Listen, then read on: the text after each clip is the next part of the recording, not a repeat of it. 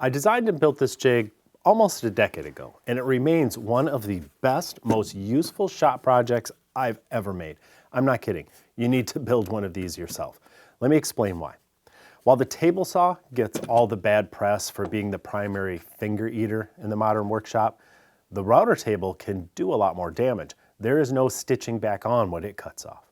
And I see a lot of people all the time who are just way too comfortable putting their fingers way too close to those spinning bits. Well, this sled began as a way to make small parts secure and to be able to hold them safely. But as I began working on the design, I realized it could be a lot more than a simple safety device. This thing is a legitimate multifunctional tool, unlike anything else that I've seen anywhere else. And the best part is you can make it all yourself in just an afternoon with little more than a few scraps and a couple of toggle clamps. I even made some plans with step-by-step instructions. I'll link to them below this video, both in the description area, and I'll also pin the link to the top of the comment section. Grab the plans and build one. Here's what you'll be able to do with it. Many commercially made parts holders only work if you're using a bearing-guided router bit. I designed mine with tabs on the base plate, which can run along the router table's fence, so you can use it with any bit, even without a guide bearing. I think it makes it a lot more versatile. I also built in multiple ways to hold each workpiece. For example, sliding blocks keep the workpiece from shifting side to side, while toggle clamps apply downward force. This piece isn't going anywhere, and my fingers well away from the bit. I even added a piece of grip tape to the place where the smallest workpieces will be held. All of this adds up to improved cutting accuracy, as well as safety. As I said, small parts holding is only one of its functions. If you rotate the clamping bar 180 degrees, it becomes a coping sled for cutting tenons or for making cabinet doors. Most coping sleds require a router table with a miter track. This one works with the fence alone, which gives it this unique advantage.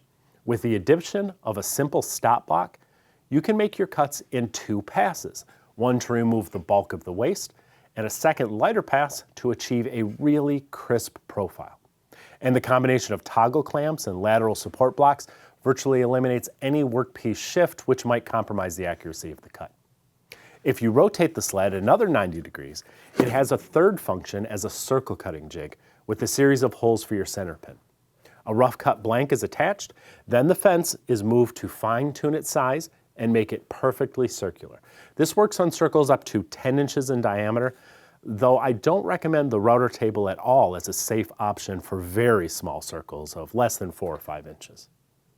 I have several router sleds and parts holding jigs, some I've bought and some I've made, but this one may be the most versatile I've ever used. And again, it was really easy to make. Grab the plans at the link below, make one of these this weekend. A sled like this will improve your accuracy and it will keep your fingers safe for many years to come. Now here's something else that'll make your shop time better. 3M says their Cubitron 2 sandpaper is a revolutionary advancement in abrasive technology. What makes Cubitron paper different is the grit is made up of ceramic pyramids, which slice the fibers of the wood rather than plowing troughs through them like the grain of the tiny rocks that are found on other sandpaper. The result is an abrasive that works faster and stays cooler, so it lasts longer, significantly longer, like 5 or 6 times longer than the cheap stuff, and about twice as long as even other premium sandpapers. 3M Cubitron 2 destroyed Mirka, Klingspor, all the brands that are generally considered to be really good stuff. The Cubitron genuinely lasts a lot longer.